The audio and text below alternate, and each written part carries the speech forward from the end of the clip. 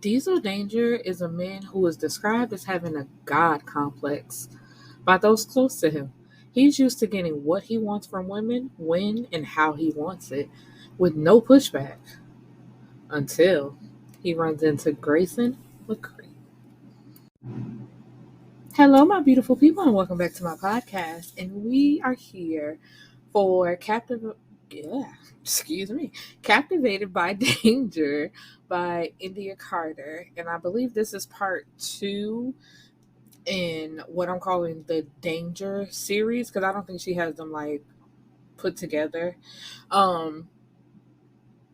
So this is Diesel's story. Now, last episode, even though it was, I love to call him Demon. Like I said, Quincy grandmother called him Demon. So am I. Demon and Quincy's story, I really didn't focus too much on them. It was more so on Mama and Daddy Danger. And I want to expound on that a little bit, but I'm doing the opposite this week. So where I gave Mama and Daddy Danger a little much last week, I'm gonna give them a little at the top of the episode. Then we're gonna focus on Diesel and Greysen because they had some shit with them. So we find out throughout the story as Diesel is dealing with Greysen that Mama Danger actually filed for divorce. She's actually leaving this time. I guess after like 20, 30 years, she's finally done and realizing that she doesn't have to live her life this way. And that's kind of the sad part, because it's almost like that's the way they were brought up, the way she was brought up, I should say. It's like, you stick by your man, you deal with it in-house, and that's just the way things are. Like, you just got to deal with it. A man gonna be a man, basically. But as Demon and Quincy, they got married, they had a baby, and they didn't move, but they spend like the majority of their time in Citrus Grove. And Demon will travel. They actually both travel to New York for a little bit, but then they come back. So she, like, I wouldn't say moved, but she visited Quincy and Demon to see the baby and spend some time with the baby. And she's just realizing, like, I don't have to put up with this. And the daddy is just, he's, for some reason, oh so sad. Like, you did this woman so wrong, so grimy. And when she finally decides to put her foot down, it's like, oh my God, I'm so sad. What am I going to do without my wife? I love her. And Diesel asked him, like, huh? And basically, the daddy said the only reason why I did it is basically because she allowed it. She didn't put her foot down and say, nigga, stop fucking all these bitches. So he was used to getting his way. But I'm also bringing that up to add on to the more fucked upness of them as parents, because I forgot it's between the ages of 14 and 18, where one time Daddy Danger took Diesel with him to one of his side chicks' house because I guess she hadn't answered the phone and she had somebody inside the apartment, a man, and he was upset about it. And he has her up against the wall by her throat with a wand used in BDSM against her clit while his son watches. So Diesel is there watching his dad perform a sexual act on a woman, and he tells him, no, I want you to see how to control your woman. And it's like, okay, without this child being there, this would be attractive. This would be sexy. But it's like, no. You have your fucking son in the room, you creep.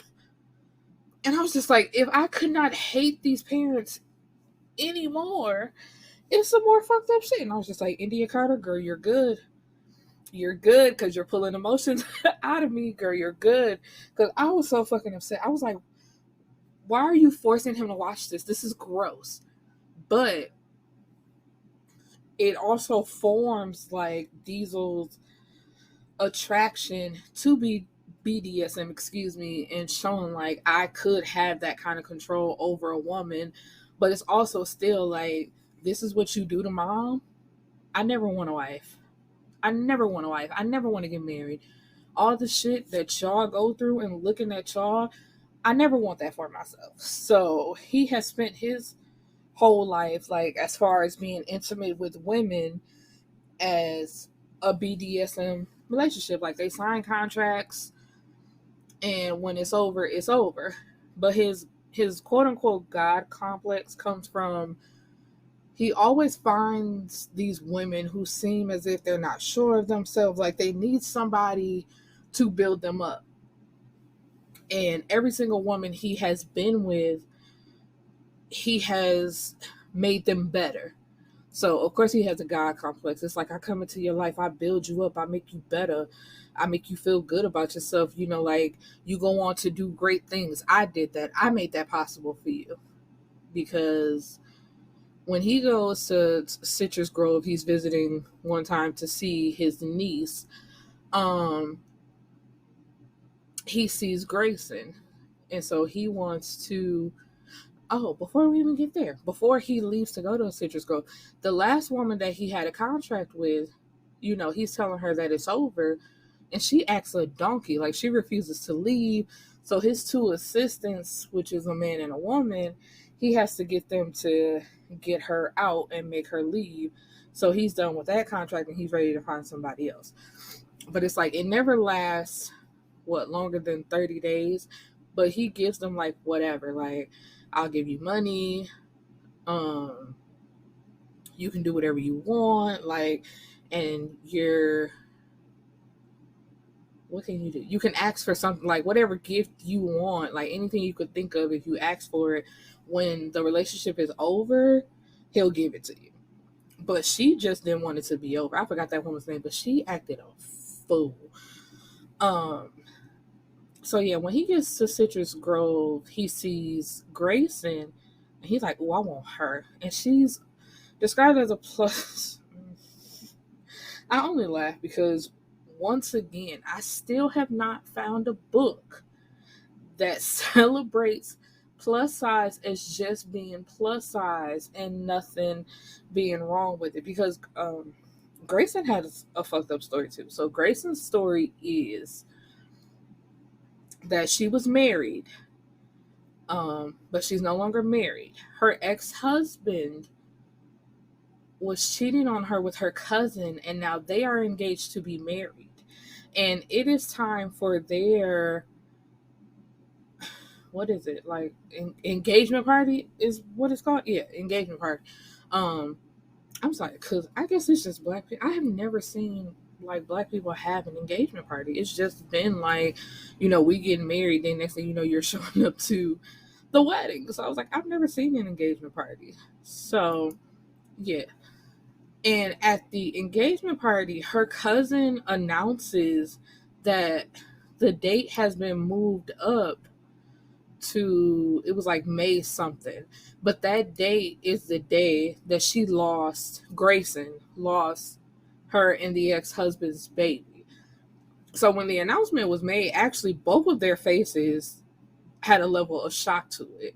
But I'm jumping ahead of myself. Let's jump back to her even being at the fucking party, because she was not going. But then her grandmother shows up and says, you know, you need to go.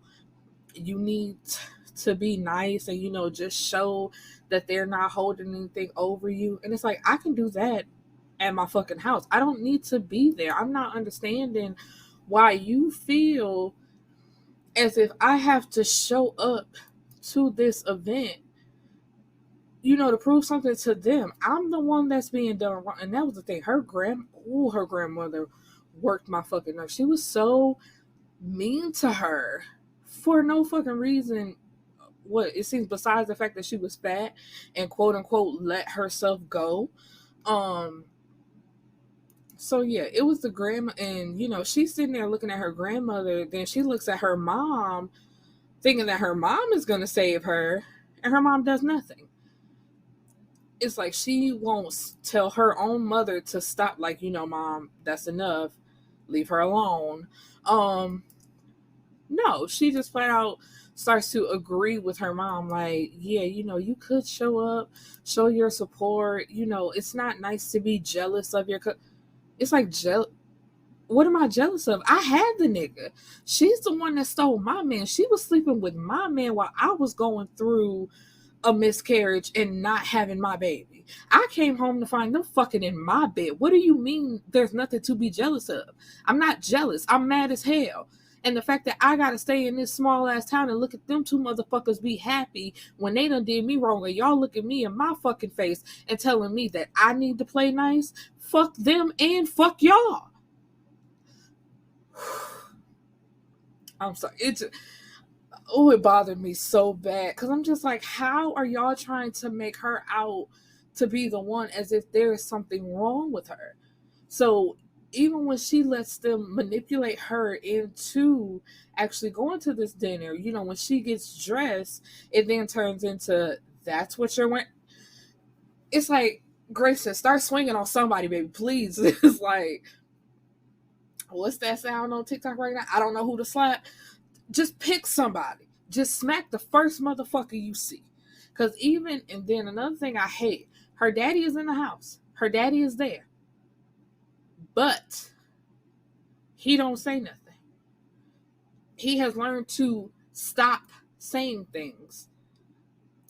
And just let it be what it is. And I'm just like, no. I don't care how, shout out to my mom and shout out to my daddy, I guess, because I don't care how old my child is. You're not going to sit there and nitpick with my baby. I know they're an adult, they're grown. You can say whatever you want, like they are no longer a baby.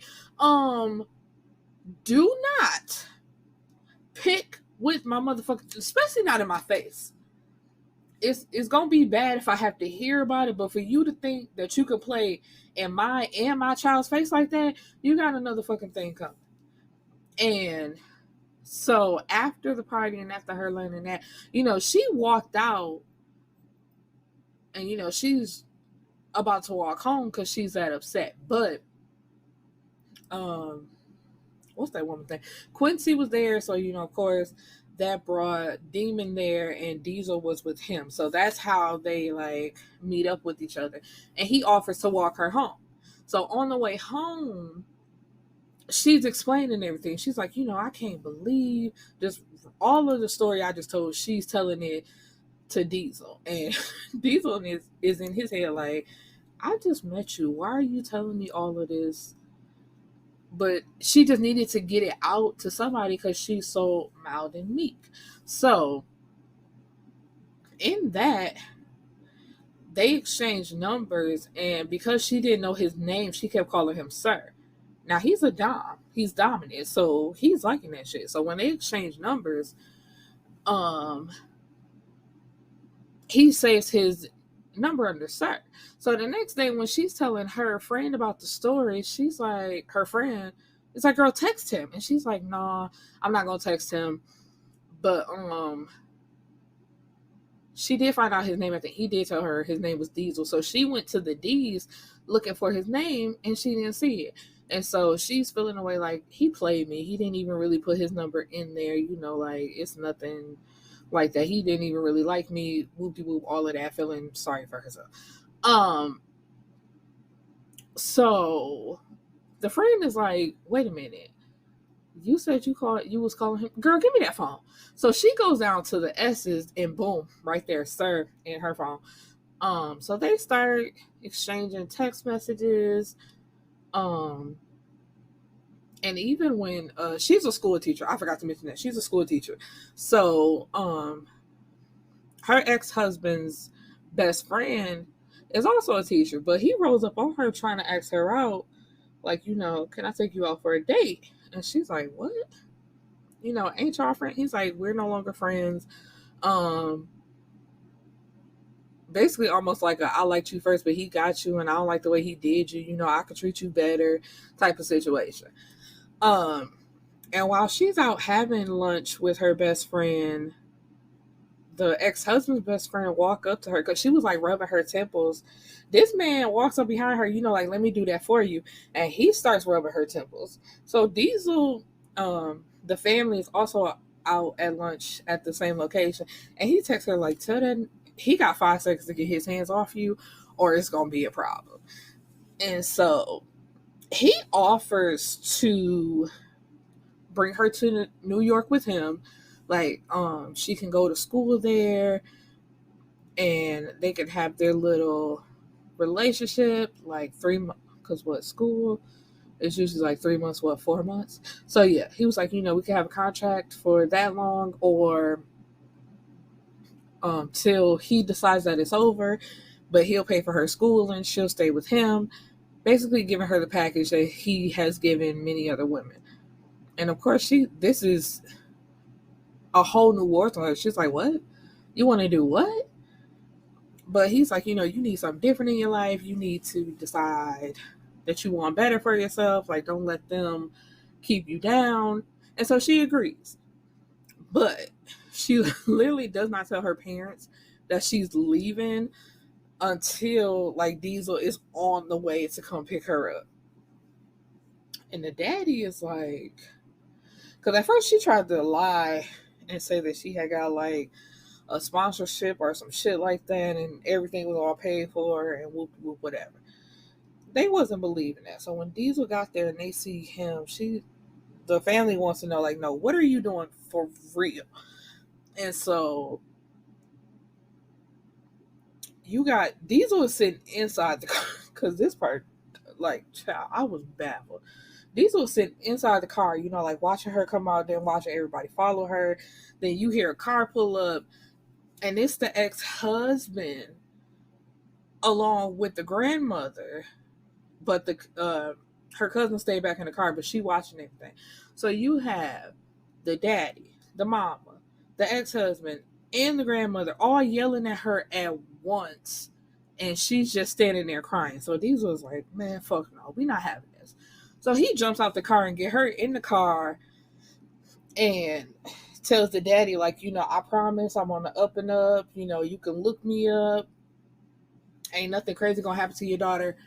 I promise." And he shakes his hand and leave. And the ex-husband tries to insert himself into the conversation, and Diesel is like, "Who are you?" He says, "You don't need to know who I am." "Well, I don't need to be talking to you then." And basically dismisses him just like that. Like, you can move to the side. So anyway, when they get to New York and start this relationship, hell no. I'm so sorry. Well, actually, this might actually work for me personally, because I don't see the problem with it. Because But she's not that type of person. Like Greysen, she expects conversation. She likes kisses and hugs. She likes cuddles. Diesel don't do none of that shit. He like, I don't, like, we'll come together when I want to have sex, and basically that'll be that. Like, you go to school, we might have dinner together, I might talk to you, but really it was kind of like a signed, what am I trying to say? Like a booty call. Like, I'll come to you when I want some sex, and we'll let that be that. Like, don't think nothing else of it, and don't expect nothing else. But she had told him, like, no, I expect to at least spend one night in the bed together. I expect to talk. Like, I want to go on dates, all that stuff. And he told her no, but she, of course, finesses her way into getting what she wants.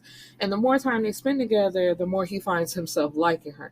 But the majority of the book was him just like looking at her, telling her no, and being like real cold towards her, when that's kind of the opposite of what she needed. She needed love and care and like tenderness and somebody to, I guess, look after her. And he was the exact opposite of that. Like, that man was ice cold.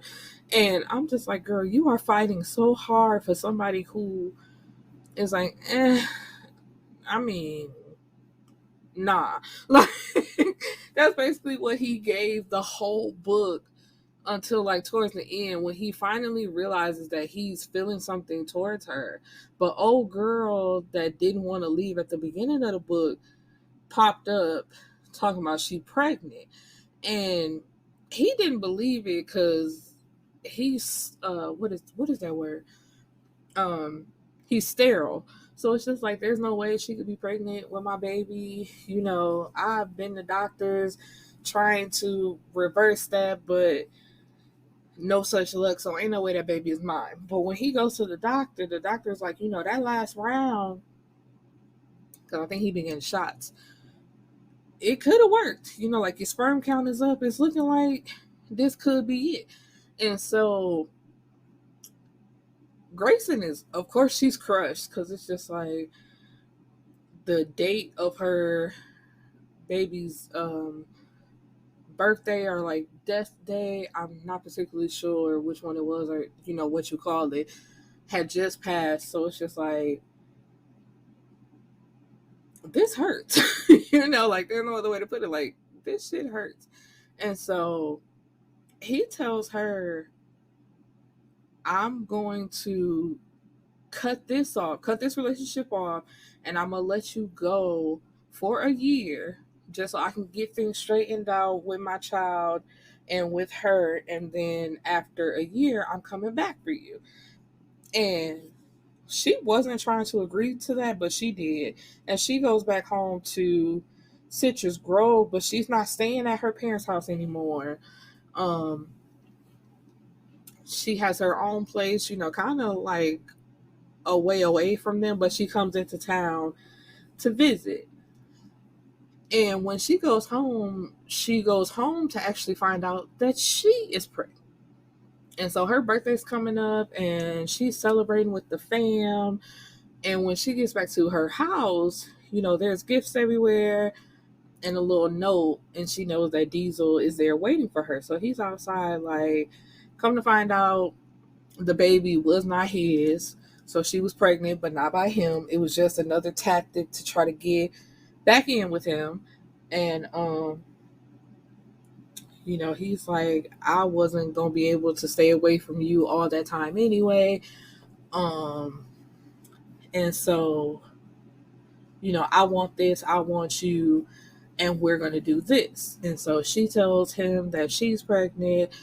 And they're happy, whoop de whoop. So it's like a year later in the epilogue, they're married. They had one baby. She's not pregnant with the next baby. She's walking across the stage because she has graduated college and everything is great. This nigga finally learned how to love. She got the man that she wanted, got her babies, and everything is just super great. And they have their happily ever after. Now, I believe, because I'm a part of the group on Facebook, the next three stories, I don't know, I don't think they're in any particular order yet, but it's gonna be Declan, Denim. I forgot, I cannot remember, and I hate to call her the sick child, but I can never remember her name. Is it Demetria? I swear I want to say that's what it is. It's Demetria. So hold on, y'all. I know this is audio, but stick with me while I try to find this out because I cannot remember for the life of me. I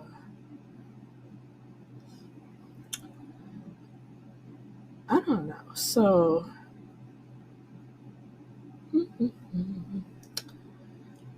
oh, okay. So real quick, there. What is this? So there was a question posed. If you got invited to Chokers, which Choker is a BDSM club where Demon has been, like, they're a member of, and so is Diesel, and it's like, which one would you go with? Because once again, as as I emphasized in the last episode, I will again. Endiya Carter does not miss with the sex scenes. The sex scenes will make you want to jump in the book and say, please, can I be a part? I just want a little taste, please. And it's like, who would you go with? And I was like, but it's Demetria. It is her name. So she had put 3 siblings left. Declan and Who, Denim and Who, and Dimitri and Who, which is very interesting because, like I said, Declan has a longtime girlfriend, which who he has his son with, but obviously it's not gonna be her, because if you saying with Who, that means that they not she's not gonna be around for long. So it's just like, oops, so sorry for you, girl. So yeah, I was like, eesh, so sorry. But yeah, that's all I had. I hope you guys enjoyed this episode, and I hope to see you back next week. Peace and blessings, my beautiful people.